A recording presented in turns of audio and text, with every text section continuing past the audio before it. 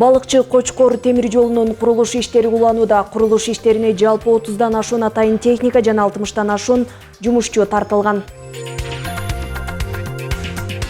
Түп районунун жалпы дарыгерлер практика борборуна милдеттүү медициналык камсыздандыруу фондунун каражатынан 10 миллион сомго заманбап санариптик флюорография сатылып алынды.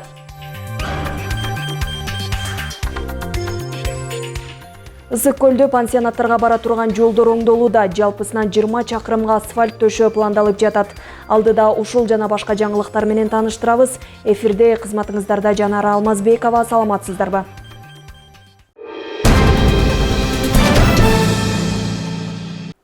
Министрлер кабинетинин төрагасынын орун басары Эдил Байсалов ЮНИСЕФтин Кыргызстандагы жаңы өкүлү Самман Жунгтапаны кабыл алды. Эдил Байсалов аны ЮНИСЕФтин Кыргызстандагы өкүлчүлүгүнө дайындалышы менен куттуктап, кызматында мындан аркы ийгиликтерди каалады. Ал белгилегендей, Кыргызстан ЮНИСЕФтин социалдык саясат жаатындагы долбоорлорду жана программаларды ишке ашырууга, балдардын укуктарын жана кызыкчылыктарын коргоого багытталган ишмердүүлүгүн жогору баалайт. Министрлер кабинетинин башчысынын орун басары Эдил Байсалов ЮНИСЕФке Ирак жана Сириядагы согуштук аймактардан балдарды кайтарууга көрсөткөн жардамы үчүн ыраазычылык билдирди. Жолугушуунун жүрүшүндө тараптар эки тараптуу күн тартибиндеги маселелердин кеңири чөйрөсүн талкуулап, мындан ары натыйжалуу өз ара аракеттенүүнүн жана балдардын жашоо деңгээлин жогорулатуу боюнча биргелешкен долбоорлорду ишке ашыруунун маанилүүлүгүн баса белгилешти.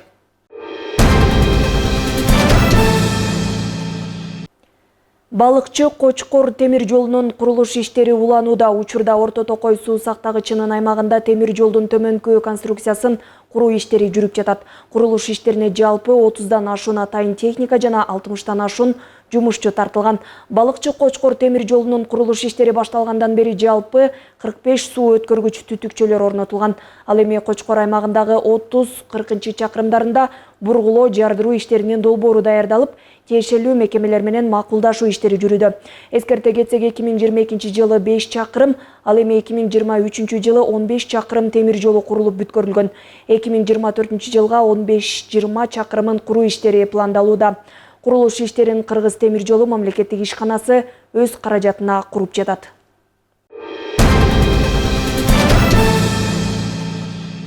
Түп районунун жалпы дарыгерлер практика борборуна милдеттүү медициналык камсыздандыруу фондунун каражатынан 10 миллион сомго заманбап санариптик флюорография сатылып алынды.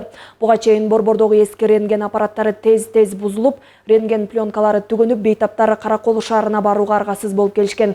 Бул жабдуулар бейтаптарды жеринде медициналык кароодон өткөрүүгө, жергиликтүү тургундардын убактысын жана акчасын кыйла үнөмдөөгө, ошондой эле оорулардын диагностикасын гана эмес, профилактикалык иштерди дагы жүргүзүүгө шарт түзөт.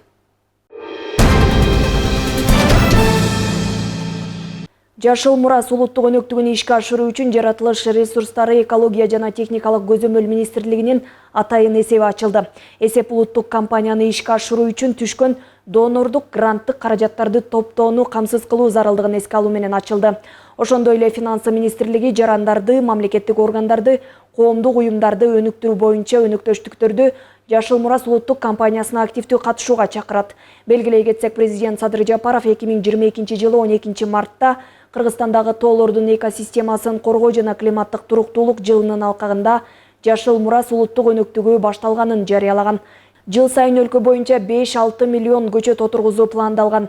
2022 жылы 8 миллион көчөт, ал эми 2023 жылы 7 миллиондон ашуун түп көчөт отургузулган.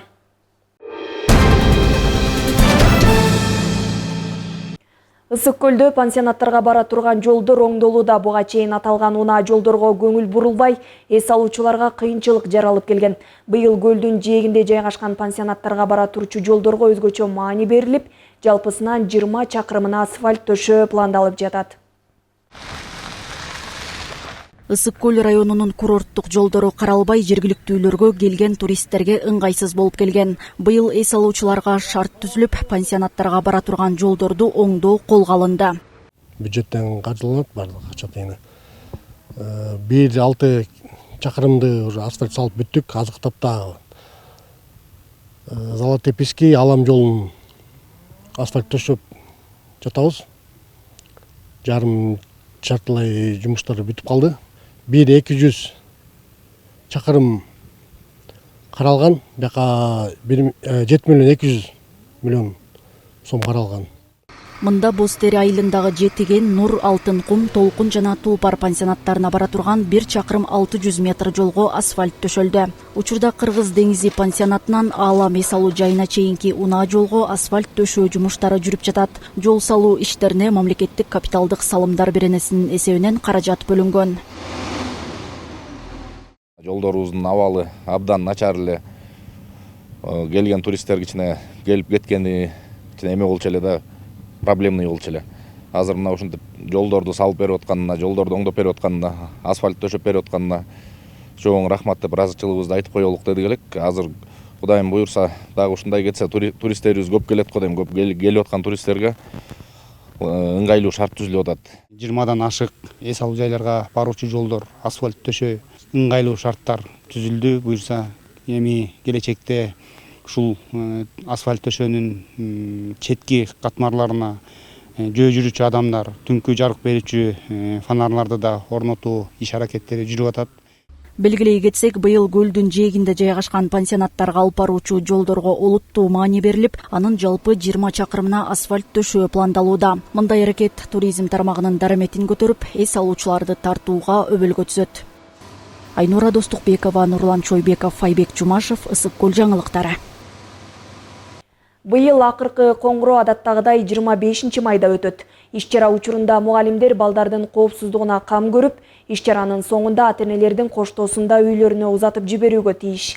Бул күнү укук коргоо органдарынын жана жол кайгылуу кызматынын кызматкерлери күчөтүлгөн режимде иш алып барат. Өлкөбүздүн мектептеринде акыркы коңгуроо май айынын аягында белгиленип келет. Министрлик мамлекеттик жана менчик мектептердин директорлоруна салтанаттуу иш-чара өткөрүү үчүн атайын отуруш кечелерди уюштурууга тыюу салган.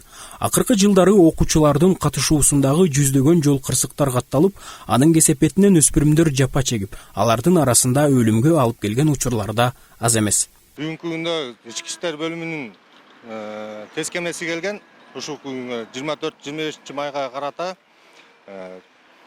ушул күнгө чейин Ысык Көл областынын аймагында азыркы күндө ар бир райондорунда, район шаарларында иш-чаралар өтүп жатат 25 майга карата. Анан ата-энелерден, ушул Ысык Көл областынын ата-энелеринен жана айдоочулардан баарынан суранып кетет элек.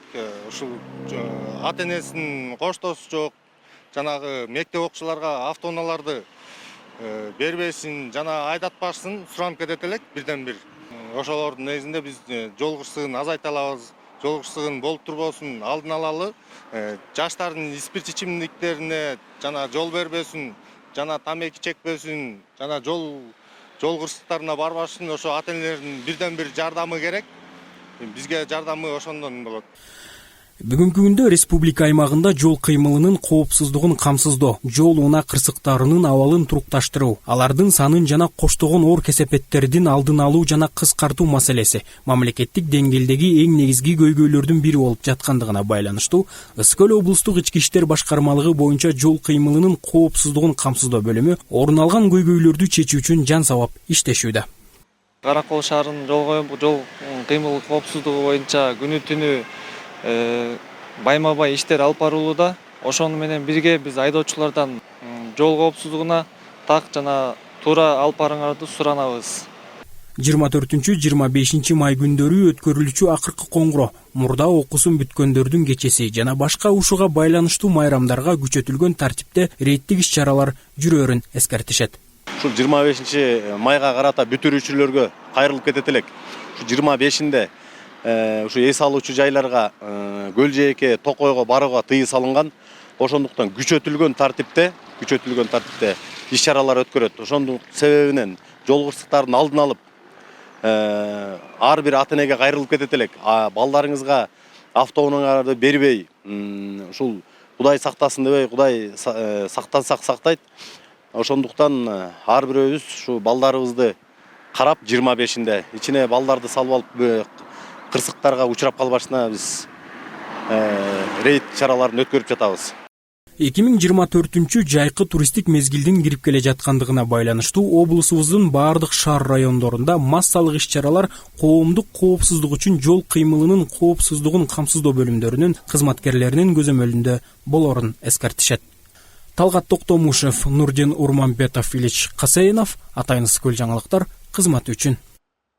Мамлекетке пайдасын тийгизип, ашар жолу менен өзү жашаган аймакка керектүү иш жасаган элет тургундары көбөйүүдө. Төрткүл айылынын жашоочулары буга чейин көйгөй болуп келген тар көпүрөнү кеңейтүүнү колго алышты. Тоң районунун Төрткүл айылындагы негизги көпүрө айыл тургундары үчүн маанилүү. Анткени айрыкча жазгы тала түшүм жыйноо мезгилинде элеттиктердин айыл чарба техникалары дал ушул көпүрө аркылуу каттайт. Ал көп жылдан бери жасалбай, ары бери өтүүгө кооптуу болуп калган. Демилгечил жашоочулардын аракети менен көпүрө кеңейтилип, жаңы салынууда. Ушу Аралбаев көчөсүндөгү көпүрөбүз тарыраак болчу, көйгөй жаратып келаткан, кээ бир машиналар түшүп кеткен учурлар да катталган. Жолдон чыккан эски мосттордон алып деп 33-түн начальнигине рахмат, ушу 2 мост берди. 2 мосту болсо сатып алып коюп атабыз. Аталган көпүрө мурда 4 метр болсо, эми 6,5 метрге кеңейтилди. Көпүрө казуудагы зарыл болгон техника, жабдыктардын баары айыл тургундарынын көмөгү менен алынып келинген. Бул жерден техника батпай, селхоз техникалар батпай, селка батпай, 2 машина батпай, ушундай ора болчу элек. Максат Жеңишбеков ушу айылдык кеңештин депутаты өзү демөөрчү болуп, ушул техникалары менен ушул 4 кольцону алып келип, көпүрөнү кеңейтип атат. Анан ушу өзүбүздүн элдер кол кабыш кылып, мына үйүнө жатпай, азыр жаз жарыш, күз күрөш болуп аткан убакта мына жумуштарын таштап ушул жерге ашар уюштуруп, жакшынакай иштерди жасап атабыз. Көпүрөбүз тар болчу, карасага өтмөк. Бир машина араң тыгын болчу. Мына кеңейтип абдан жакшы кылып атат. Балдарга да ыраазымын, айыл тургундардын баары келип ушул жерде жапырттырмак, жардам берип, ушул жерде баарыбыз кол кабыш кылып атабыз. Бул жергиликтүүлөрдүн ашар менен ишке ашкан алгачкы аракет эмес. Буга чейин да калктын бир катар муктаждыктары чечилип, алгылыктуу иштер жасалды. Мамлекеттик казынадан каражат сурабай, демилгечилер аткара турган иштер дагы арбын экени белгиленди. Айнура Достукбекова, Нурлан Чойбеков, Данияр Акунов, Ысык-Көл жаңылыктары.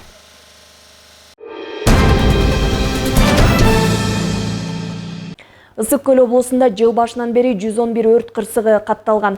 Өрт чыгуунун себептери жыл мезгилине жараша болот. Кышында электр жабдууларын туура эмес пайдалануудан, мештердин оң эместигинен чыкса, жайкысын чөптөн чыккан өрттү өчүрүүгө туура келет. Өрткө каршы куткаруу бөлүгүндө 32 жылдан бери айдоочулук кесипти аркалаган Таалай Таштандиев кандай гана акырдал болбосун өрт өчүрүүчүлөр менен биргеликте тилсиз жоону алдын алууга катышат. Ал иштеген Ак Суу районундагы номер 39-өрткө каршы куткаруу бөлүгүндө өздүк курамдын күжүрмөн даярдыгын күчөтүүгө багытталган окутуу машыгуулары дагы жүргүзүлүп турат. Теманы Салтанат Киримкул кызы улантат.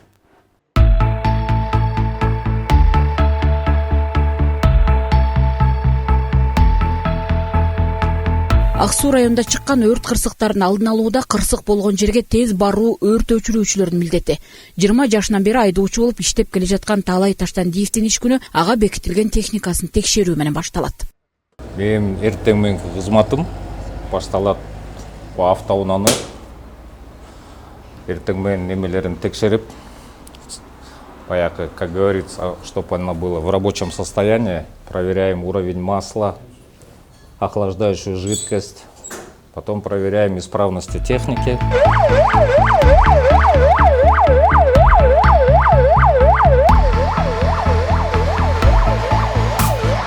Күнү болот, түнү болот, ысык болот, муздак болот, ошол жакта эле жүрөбүз, биз эл чакырган жерге жардам берип эле.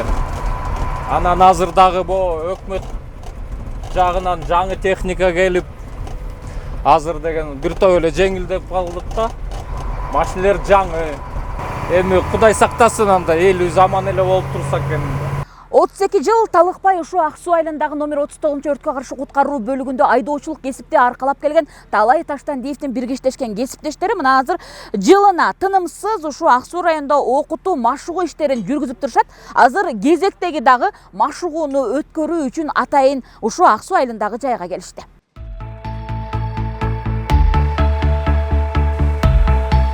Айдоочулардан тарта өрт өчүрүүчүлөрдүн кесиби өтө кооптуу. 12 сааттап өрт өчүрүүгө туура келген күндөр болгондугун айтышат.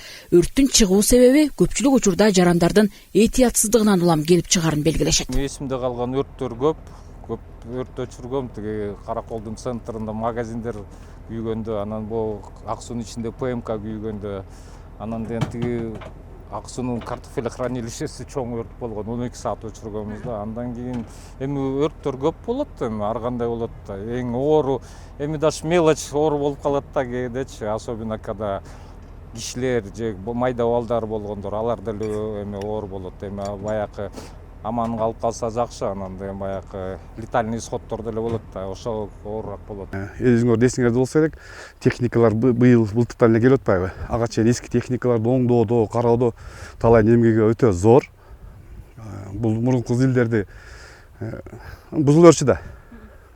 Күнү түнү дебей, түн ичинде саат 11-де бузулуп калды деген жерге өзү бош болсо да барып оңдогонго эметет да, ушундай кесибин сүйгөн адам да бучу. Кырсык деген Кашкабактын ортосунда. Анан кийин ошо калкка айтат элем, элдерге ошо өрт коопсуздугун сактаңыздар. Жайкысын ошо биздин туристтер бияка көп келет. Ошо туристтерге ошо жанакы жайлоого чыкканда ошо өрт коопсуздугун сактагыла деп айтат элем. Ак Суу районунда жыл башынан бери 12 өрт кырсыгы катталган, алардан келтирилген чыгымдын баасы 20 миллионго жакын деп эсептелинген. Ал эми мындай машыгуулар өздүк курамдын күжүрмөн даярдыгын жогорулатууга болгон кадамдар деп дагы айтсак болот. Ал эми азыр жай мезгилинде бул өздүк курамдын өкүлдөрүнүн катышуусунда Ак Суу районунун тургундарына өрттүн алдын алуу, андан сактануу боюнча түшүндүрүү иштери дагы жүргүзүлөр күтүлүүдө. Салтанат Керимкул кызы, Илич Касейинов, Ак Суу районунан. Каракол шаарындагы Славян базары ар аптанын жекшемби күндөрү гана иштейт. Жайма базарга шаарга жакын кайылдардан бери элдер келип, колдонбогон буюм тайымдарын жайып алып сатышат. Ал эми иш күндөрү бул базарда Жаныбек Курманбеков жана анын атасы иш менен алектенишет. Алар таштандыга ыргытылган буюм тайымдарды кайра иштетип, колдонууга жаратууда. Кененирээк ата баланын иш аракети менен кесиптешим Алтынай Рыспай кызы тааныштырат. 25 жаштагы Жаныбек Курманбеков 4-5 классынан бери атасынын жанында кармалашып жүрүп, устачылык өнөрдү өздөштүрүп алган. Учурда ал арзан баада керектен чыккан буюм тайымдарды сатып алып, элет жерине керектүү темир, пластиктен самор, меш, акыр сыяктуу буюмдарды жасап сатат. Барды биз интернеттен карап эле, базардан, ар кайсыл жерден. Кээ бир өзүнүн эски идиштерин сатып эметип калат. Мисалы үчүн башка бир жерге көчүп аткан болсо, реклама кылып, эме кылып кайрылышат. Ошолорду эле жасап берип, ошолордон сатып алабыз. Эми элге баасы эмерээк болсун да, доступный болсун деп. Азыркындай непригодный бочкалар болот тешилип калган. Ошолордон кесип эле малдарга, чөп жегенге, суусуна, жемге. Мисалы үчүн малдар азыркындай пластмасс идиштерден жасалат. Суусун куйса болот, кышында катуу суукта тилдери жабышпайт. Ошол пищевой нержавейкадан жасалат полный. Бул жерине муздак суусу куюлат. И оборотный кидет, кайнаган суусу үстүнө ташып чыгып турат. Бул мисалы үчүн көпчүлүк конок тозгондо муздак суу куйсаңыз суусу азайып калгандачы. Дымып калат, кайра күтүш керек болуп калат да кайнагыча. Буга муздак суусун куя бересиз, ысык суусу постоянно үстүндө чыгат. Жаз көз дебей бул жака келген кардарлардын агымы үзүлбөйт. Усталардын колунан чыккан буюмдар өзгөчө элет жеринен келген кардарларды кызыктырат. Ошондой эле эл оңдоого керек болгон буюм тайымдарын дагы алып келип турушат. Бул балага келебиз постоянно эле. Анан өзү ишмекер, колунан баары келет, баарын жасайт. Дыйкандарга керектүү нерсенин баардыгы бар бул жердечи. Биз постоянно эле келебиз, алабыз. Жайлоого ар кайсы талаачылыкка любой нерсе бар да бул балада. Жаныбек чет жерде билим алуу учурунда коронавирус пандемиясы башталып, Кыргызстанга келгенден кийин окууну уланткан эмес. Ал бул багытты кеңейтүү үчүн цех ачып, 2 адамды жумуш менен камсыздоодо.